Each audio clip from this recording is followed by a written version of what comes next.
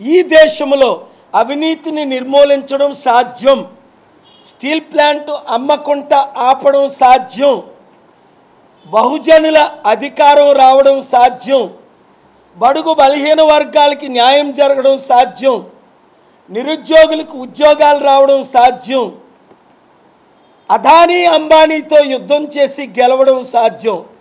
ఎందుకంటే అదానీ అంబానీని బిలియనీర్లు చేసిందే అప్పుడున్న కాంగ్రెస్ పార్టీ. 81లో 82లో అంబానీని, 2008లో అదానీని. మోదీ చేయలేదు. మోదీ వచ్చిన తర్వాత దేశాన్ని అమ్మేశాడు, రైల్వేస్ని అమ్మేశారు, బ్యాంకుని అమ్మేశారు, ఎయిర్పోర్ట్స్ని అమ్మేశారు, ఇప్పుడు స్టీల్ ప్లాంట్ని అమ్మేస్తున్నారు.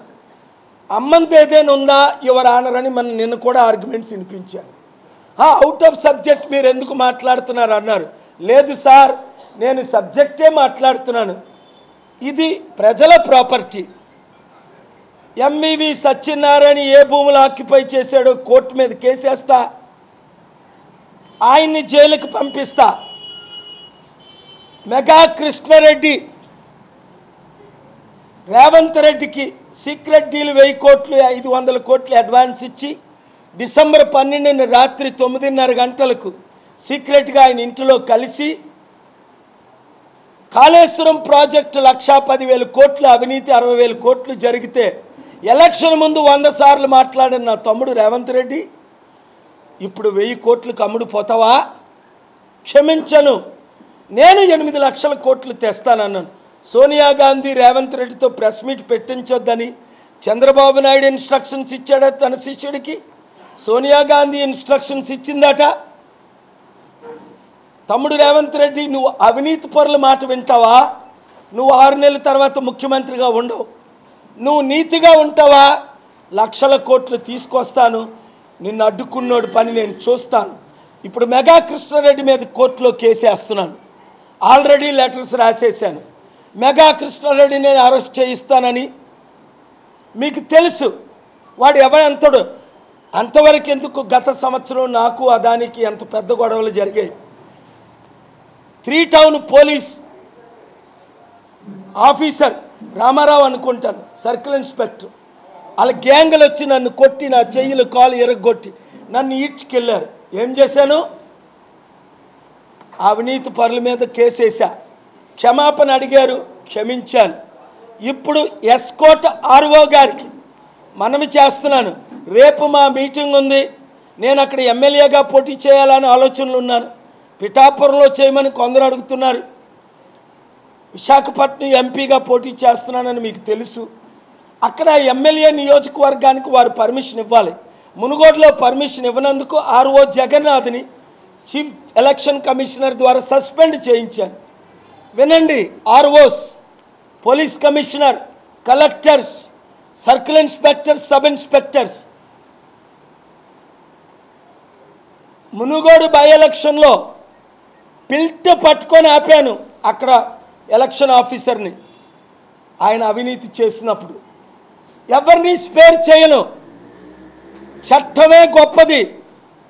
జగన్ గారు 5 లక్షల కోట్లు అవినీతి చేశారు, అప్పు చేసేశారు అని అందరికీ తెలుసు. అవినీతి చేశారని చంద్రబాబు నాయుడు అంటున్నారు.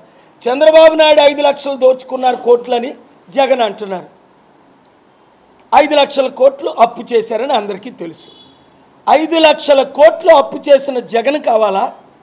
5 లక్షల కోట్లు అప్పు చేసిన చంద్రబాబు కావాలా? 5 లక్షల కోట్లు అఫీషియల్గా దానం చేసిన కేఏ పాల్ కావాలా?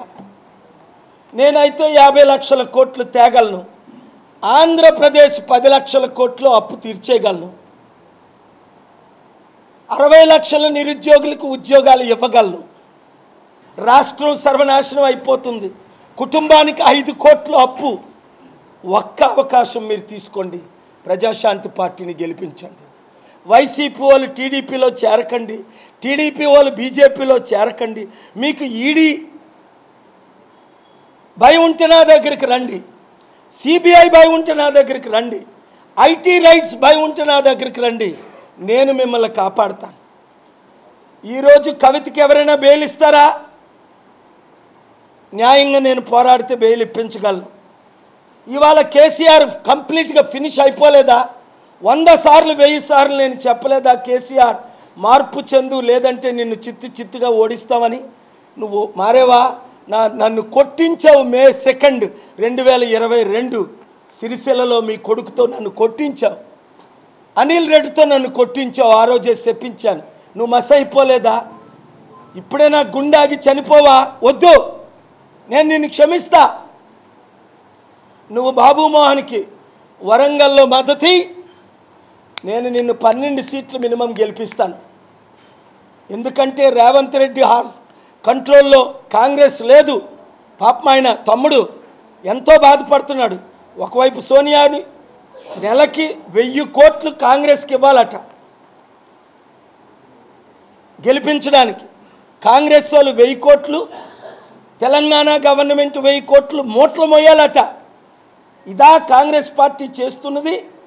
54 సంవత్సరాల్లో 50,000 కోట్లు మా స్టీల్ ప్లాంట్ ట్యాక్సులు కడితే కాంగ్రెస్ గవర్నమెంట్ స్టీల్ ప్లాంట్కి ఎంత ఇచ్చింది? 5,000 కోట్లు మాత్రమే. ఇప్పుడు మోదీ అమ్మేస్తున్నాడు. ఆ బీజేపీ వాళ్ళు బి అంటే బాబు, జే అంటే జగన్, పి అంటే పవన్ కళ్యాణ్ 3 సంవత్సరాల నుంచి చెప్తున్నాను. నా డైలాగులన్నీ వీళ్ళు కాపీలు కొడుతున్నారు, నా మెసేజ్లన్నీ కాపీలు కొడుతున్నారు. టెలివిజన్లో లైవ్లు ఇచ్చేవారు తక్కువ అయిపోయారు. ఓటు బ్యాంకు లేని శర్మినాని రోజుకు 2-3 గంటలు చూపిస్తారు తెలంగాణలో 3 సంవత్సరాలు. కనీసం ఒక ఎమ్మెల్యే క్యాండిడేట్ని పెట్టలేదు. శర్మిలా చెల్లికి వాళ్ళ అన్నకి గొడవలు ఉన్నాయి, అందుకని కాంగ్రెస్ పార్టీలో చేరింది. ఒక్క ఓటు కాంగ్రెస్కి మీరు వెయ్యొద్దు. 54 సంవత్సరాలు కాంగ్రెస్ని చూసాం. దేశం అప్పుల పాలు చేసింది, కార్పొరేట్ సంస్థల్ని ధనవంతులుగా చేసింది. బీజేపీ కార్పొరేట్ సంస్థలు ధనవంతంగా చేసింది 15 సంవత్సరాలు. వాజ్పేయి గవర్నమెంట్ ఉన్నప్పుడు 99 నుంచి 2004 వరకు చాలా నీతి జరిగింది. నా మిత్రులు వాజ్పేయి గారు, ఇప్పుడు బ్రతుకున్న అద్వానీ గారు, ఈ వయసులో కూడా నేనంటే ఎంతో గౌరవం. బీజేపీలో చేరమని మోదీ అమిత్ షా అడిగితే చేరొద్దు అని 2 చేతులు జోడించి, రూపాలా గారు ఇప్పుడు మినిస్టర్, మీరు నా బర్త్డేకి రావడం చూశారు. అమిత్ షా తర్వాత రూపాలే గుజరాతీ ఇండియాలో పెద్ద ఆయనే చెప్పారు మీరు చేరకండి బీజేపీలో అని. Central minister, foreign minister post ఇచ్చారు మోదీ గారు, అమిత్ షా గారు, రూపాలా గారు. ఎందుకు అంటే నేను చేరలేదు. మతతత్వ పార్టీ, కులతత్వ పార్టీ. మన బీసీ, ఎస్సీ, ఎస్టీ, ముస్లిం మైనారిటీస్కి అధికారం ఇవ్వలేదు. 2 కులాలకే అధికారం ఇస్తున్నారు, 2 మతాలకే అధికారం ఇస్తున్నారు, మనకి ఇవ్వలేదు. సెక్యులర్ పార్టీ కాదు బీజేపీ అని ఓపెన్గా మోదీ గారితో అనేకసార్లు చెప్పాను. కనుక మోదీని ఢీకొనడానికి ఈ బానిసలు 3 పనికిరారు. ఆంధ్రప్రదేశ్లో స్పెషల్ స్టేటస్ తెచ్చారా? స్పెషల్ ప్యాకేజ్ తీసుకొచ్చారా? పోలవరం కట్టారా? క్యాపిటల్ కట్టారా? స్మార్ట్ సిటీలు కట్టారా? రైల్వే జోన్ తీసుకొచ్చారా? బీదలను ఆదుకున్నారా? హాస్పిటల్ కట్టారా? ఎడ్యుకేషన్ ఇచ్చారా? ఏం చేశారు ఈ 2 పార్టీలు? టీడీపీ అయినా 40 సంవత్సరాలు మనం లేలాలి. ఆ ఎన్టీ రామారావు గారు బ్రతుకుంటే మోదీకి అమ్ముడుపోనా? మోదీ పక్కన కూర్చున్నా? అది ఎన్టీ రామారావు రియల్ హీరో. భారతరత్న ఇమ్మని 10 సంవత్సరాల నుంచి ఫైట్ చేస్తున్నా, ఇచ్చే వరకు పడుకోను. చంద్రబాబు నాయుడు ఎప్పుడు ఫైట్ చేయలేదు. ఎందుకంటే ఎన్టీ రామారావు ఫోటో పెట్టుకుంటాడు, కానీ ఆయన ఎన్టీ రామారావుకి వెన్నుపోటు పొడిచింది ఎవరు? ఎన్టీ రామారావును ముఖ్యమంత్రిగా తీసేసి ముఖ్యమంత్రి అయింది ఎవరు? చంద్రబాబు నాయుడు కాదా? ఎన్టీ రామారావు గారు మీ మీడియా అన్నింటిలో ఇంటర్వ్యూలు చేయలేదా? చంద్రబాబు నాయుడు అంత మోసగాడు లేడని ఎన్టీ రామారావు గారు చెప్పలేదా? యూట్యూబుల్లో చూడండి, వీడియోల్లో చూడండి. ఎన్టీ రామారావు అనుచరులందరూ, తెలుగుదేశం పార్టీ అనుచరులందరూ జూనియర్ ఎన్టీఆర్ ఎందుకు చంద్రబాబు నాయుడికి మద్దతు ఇవ్వట్లేదు? నాకే సీక్రెట్గా ఎందుకు మద్దతు ఇస్తున్నారు?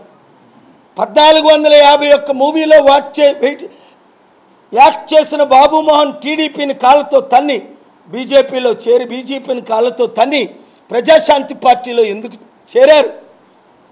అంతకంటే హిస్టారిక్ యాక్టర్ ఉన్నారా? 1451 మూవీ, ఇప్పుడు 7 మూవీల్లో యాక్ట్ చేస్తున్నారు. 3 సార్లు ఎమ్మెల్యే అయ్యారు.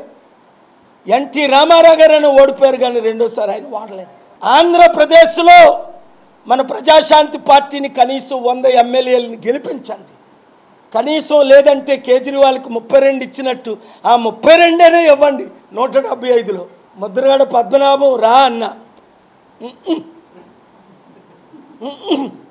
పవన్తో కలుస్తానన్నాడు. అప్పుడే చెప్పాను, ఇంటికి వెళ్ళాను. ఇప్పుడు కనుక సత్యం చెప్తున్నాను, నేను పవన్తో కలుస్తానన్నా. పవన్ చంద్రబాబు బీజేపీతో లేదు సార్, మన కాపు బిడ్డ అమ్ముడు పోడిస్తారు అన్నాడు. ఆయనేమో పవన్ ఏమో ఎవరికి అమ్ముడు పోయారో మీకు తెలుసు, ముద్రగాడేమో ఎవరికి అమ్ముడు. ఇలా కాపు నాయకులు, ఇలా వీరులు శూరులు. ఒకడే ఒక వీరుడు, ఒకడే ఒక శూరుడు, ఒకడే ఒక రియల్ ప్రపంచ హీరో. మీకు హీరో కావాలా, యాక్టర్స్ కావాలా? ప్రపంచాన్ని ఒడికించినోడు కావాలా?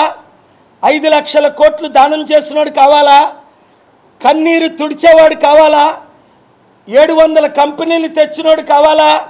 విశాఖపట్నాన్ని బెస్ట్ సిటీ ఆఫ్ ద వరల్డ్గా చేసినోడు కావాలా? లేదా ఆ 2 కుల, ఆ 2 కుటుంబ పాలన కావాలి? ఇక్కడ భరత్ను పెడుతున్నారు ఆ టీడీపీ వాళ్ళు. వాళ్ళ తాత ఎంపీ కదండి. తమ్ముడు భరత్, నువ్వు నిలబడొద్దు, నా పంచులు తట్టుకోలేవు, నేను ఇంక స్టార్ట్ చేయలేదు. నువ్వు బాలకృష్ణ అల్లుడు వాట. మొన్నటి వరకు బాలకృష్ణ ఎవడో తెలియదు, 2019 వరకు. మొన్న నేను ఫ్యూనరల్కి వెళ్తే ఎంతో గౌరవంగా విజయసాయిరెడ్డి బాలకృష్ణని రిసీవ్ చేసుకున్నాను. మీ మీద నెగిటివ్ చెప్పను, కానీ నాకు ఈ ఒక్క అవకాశం ఇచ్చేసాయి తమ్ముడు. నీకు రాజ్యసభ కావాలంటే అమిత్ షాతో చెప్పి నీకు ఇప్పిస్తా, 13 పార్టీలతో చెప్పి. నాకు వ్యతిరేకంగా నువ్వు పోటీ చేయొద్దు భరత్ తమ్ముడు. జేడీ లక్ష్మీనారాయణ మాదిరిగా తీసుకో, మంచి రిటైర్డ్ ఐపీఎస్ ఆఫీసర్ గారిని మాదిరిగా తీసుకో. ఆయన ఎందుకు పోటీ చేయట్లేదు? ఏప్రిల్ 26 మీడియాలో మన ఫంక్షన్ హాల్లో చెప్పారు, పాలిగారు స్టీల్ ప్లాంట్ సక్సెస్ అయితే నేను వారికే మద్దతు ఇస్తాను అని అనేక సార్లు ఈ ఆఫీసులో చెప్పారు, హైదరాబాద్ ఆఫీసులో చెప్పారు. పార్టీలోకి రమ్మన్నాను, మరి ఎందుకో రాలే. అయినప్పటికీ మేము మిత్రులమే. ఆయన నాకు మద్దతు ఇస్తే నేను ఆయనకి మద్దతు ఇస్తాను. ఎమ్మెల్యేగా నార్త్కి వెళ్ళిపోయారు. ఆయన నాకు మద్దతు ఇవ్వకపోతే ఆయన చిత్తుగా ఓడిపోతారు. మేము కూడా క్యాండిడేట్ని పెడతాం. బొత్స సత్యనారాయణ భార్య ఇక్కడ వైసీపీ క్యాండిడేట్. ఏం బాబు జగన్, నన్ను సెక్రటరేట్కి రాకుండా ఆపేవని నీ 360 కోట్లు నువ్వు సెక్రటరేట్కి అమ్మేవని, సెక్రటరేట్ మీద లోన్ తీసుకున్నా అని చెప్పాను. ఇప్పుడు 4 ఐటీ ఎవరినో పంపించేవాడు స్టాఫ్ని 75 లక్షలు మా బిల్డింగ్ రెంట్ కట్టమని. నీకు చదువు ఉందా జగన్? డూప్లికేట్ సర్టిఫికెట్లు తెచ్చుకున్నావా?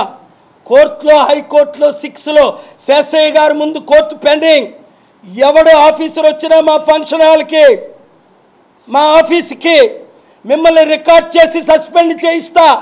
ఆదిమూల సురేష్, నీ కమిషనర్కి కాల్ చేయి, లేదా గుండె గీయించేస్తా. నీ సత్యాన్ని బయటికి తీసుకొస్తా.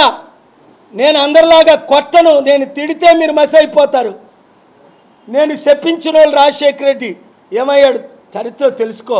కేసీఆర్ ఏమయ్యాడు, సోనియా గాంధీ ఏమైంది, మోదీ వాళ్ళ ప్రధానమంత్రి 18 రాష్ట్రాల్లో నేను సపోర్ట్ చేశాను. అప్పుడు చట్ట ప్రకారం కోర్టులో కేసు ఉంది. మేము సొసైటీకి ట్యాక్సులు ఉండవు. అవినీతిగా ఏ ఆఫీసర్స్ అయినా ఇప్పుడు ఎలక్షన్ నోటిఫికేషన్ ఉంది, వచ్చారా మీ ఉద్యోగాలు పోతాయి. నేను మీ ఉద్యోగాలు సస్పెండ్ చేయిస్తా. జగన్మోహన్ మునిగోడ ఆర్ఓని సస్పెండ్ చేయించాను. డీజీపీ అంజనీ కుమార్ని ఎలక్షన్ కమిషన్ సస్పెండ్ చేస్తే ఆయన సస్పెన్స్ని తీసేసి ఆయనకు పోస్ట్ ఇప్పించాను.